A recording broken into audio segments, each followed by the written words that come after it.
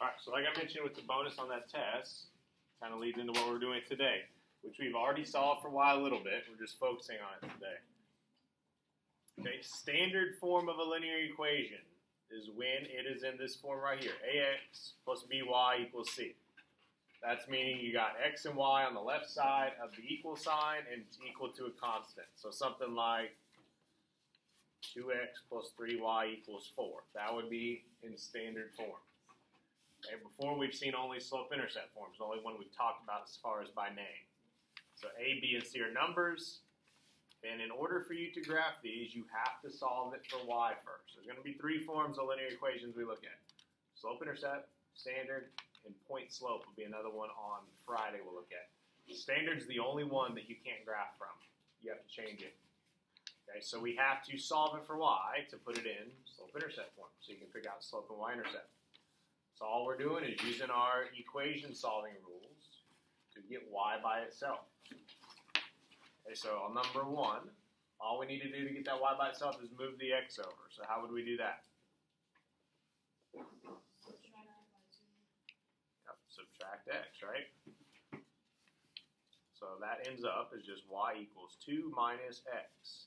Or if you want to put negative x plus 2, it means the same thing. So now it's in slope-intercept form. So we'd have a slope of negative 1 and a y-intercept of 2. And we could graph it. Okay, so all of these kind of have a similar pattern as how to solve for y if it's in standard form. So on number 2, we've got to move this x term over again. So the opposite of minus 2x would be plus 2x. So now we have y equals 5 plus 2x. So what would be the slope there? Yep, the 2, and then the y-intercept would be the 5.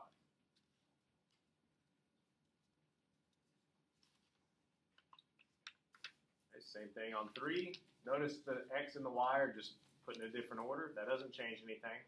We still need to move the x to this side, so the opposite of minus 3x would be plus 3x. So 0 plus that is just going to become 3x. So you get y equals 3x. So what would that slope be? Yep, the 3. And what's the y-intercept there? 0. There's nothing written there. That's why there was a 0 there originally. It's a 0. So the slope of 3, y-intercept is 0. Okay, so they're all going to be just like that. So look at 4. What would be our first step to do on 4? Add what? Yep. Add the 6x.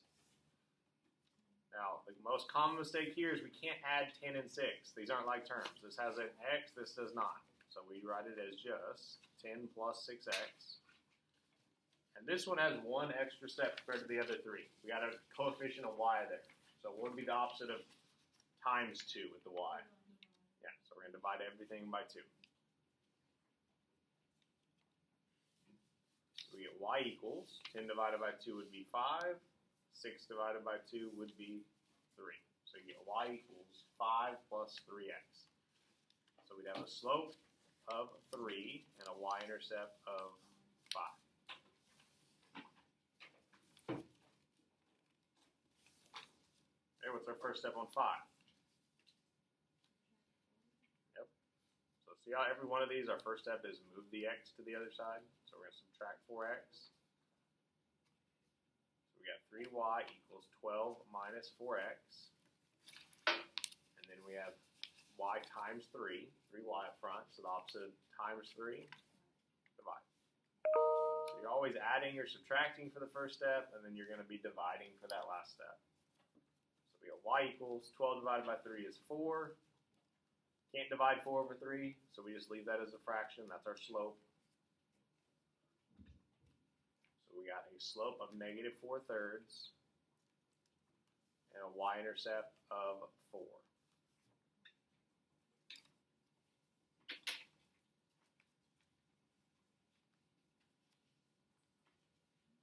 Okay, what about 6? What's our first step on 6? Subtract the x. Now when you're subtracting 1x, it's a good habit to put minus 1x. That way if we have to divide for our second step, it makes the fraction make a little more sense. So we got 3 minus 1x, and then now we need to divide by the negative 2. I'm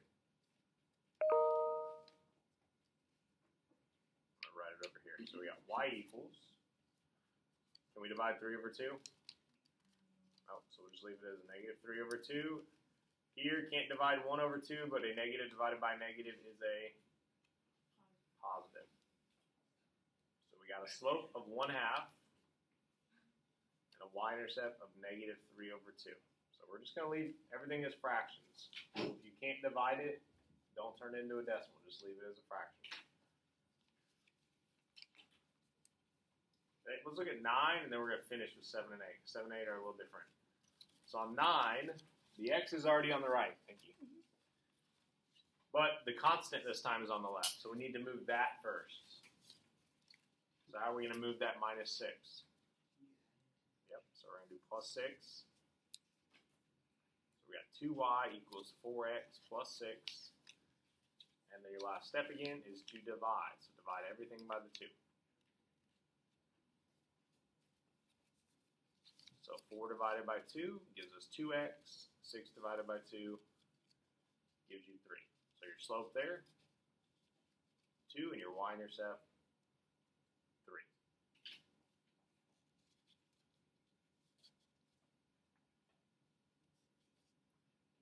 All right, so now go back to 7. What do you notice we do not have on 7? There's no y. If there's no y, solve it for x. You want to end up with x equals. So just thinking back to when we first started solving equations. So if I want to get x by itself, I'm going to subtract 5. And I get x equals 10 minus 5, which gives you 5. Okay, so if there is no y, that means you have a vertical line. Okay, the slope of a vertical line is undefined.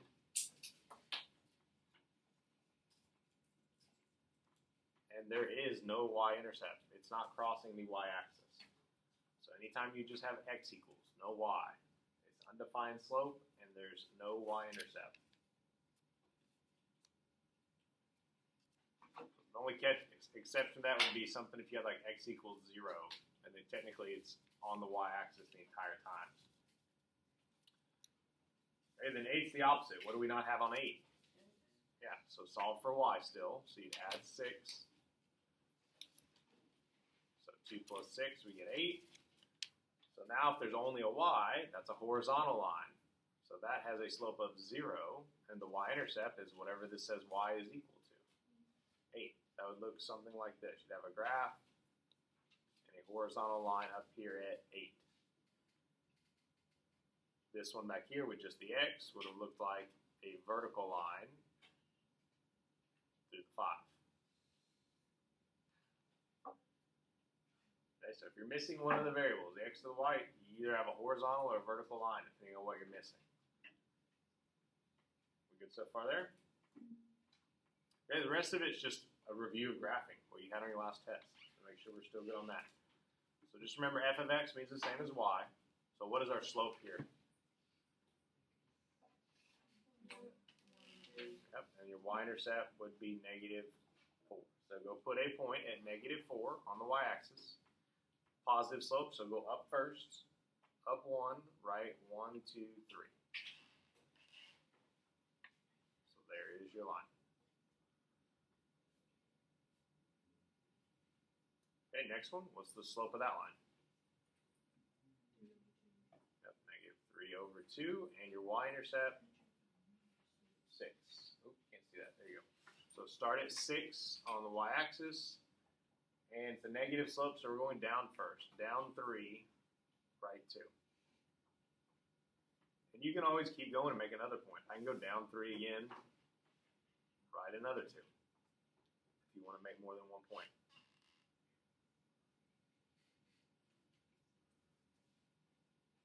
Good with that one? All right, flip it over. A few more graphs. We're comparing these down here at the bottom. Okay, for the top left one, what is that slope? -2, y-intercept 8. So we're starting at 8 on the y-axis.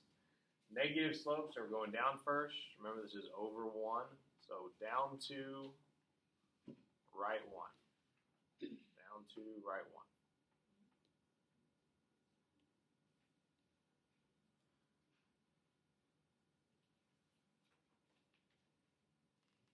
Okay, over to the right of that. This is one that tricks up people a lot. I got q of x equals -3. So what is q of x really? What variable? The x or the y? F of x, g of x, q of x, anything of x like that means y. So that's y equals -3. It's not x equals -3. So if we got y equals -3, that's just a horizontal line going through -3 on the y-axis. The most common mistake, people will draw a vertical line through x equals -3 because they see the x there. But that's q of x, which means y. And that's not a very straight line. Hopefully yours is better. All right, bottom two. These are going to be somewhat similar. So on this first one, what is the or what is the slope there? -150. Y-intercept would be 900. So we're going to start at 900 on the y-axis. This is -150 over 1. So we're going down 150 and then right 1. Well, this is counting by hundreds, so 150 would be between the 700 and 800. So down 150, right 1. If I want to go down another 150, that would be down to the 600 and then right 1.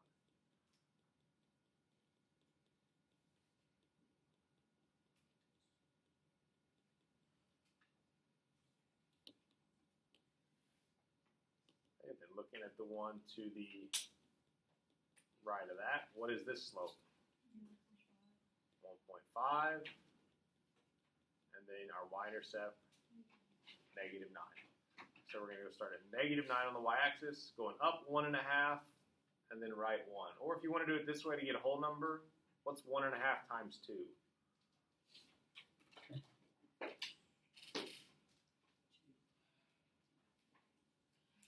By 1.5, it's 3, right? So you could, instead of going up 1.5, right 1, you could go up 3, right 2. It's the same thing. That would be the same as up 1.5, right 1. Okay, so there would be that line. Okay, looking at those questions at the bottom, let me zoom out so we can see both of those. What do those previous two have in common? What is similar about them?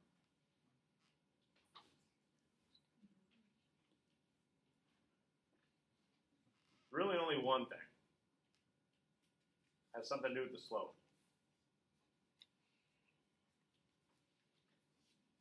They're not going the same way. One's positive, one's negative, so that's different. What do we talk about when we talk about transformations of slope? Like if the slope gets bigger, the line gets what? No? Steeper, right? Okay, the steepness of those two lines, it's the same. Okay, the scale factor changed on the graph. This is counting by ones, and we had a slope of 1.5. This was counting by hundreds, and we had a slope of 150. So the steepness is similar between the two. Okay, how are they different? Well, there's quite a few things. One has a negative slope, one has a positive slope.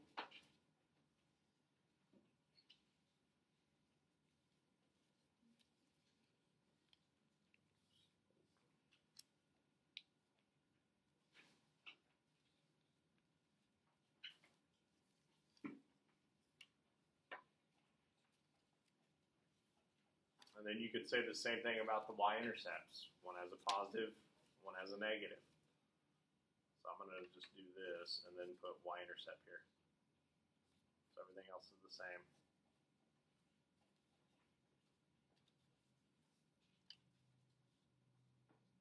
Okay, the other thing that would be different, you call that 1, this was 2, would be your scale factors, right? This is counting by hundreds, this was counting by ones, so scale factors are different.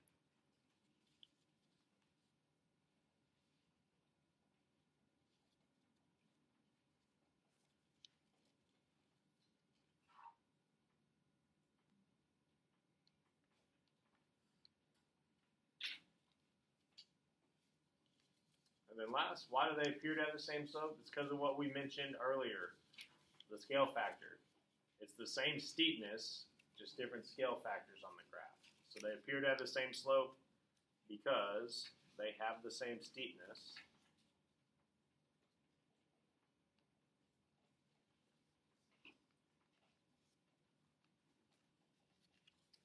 Due to these scale factors being different.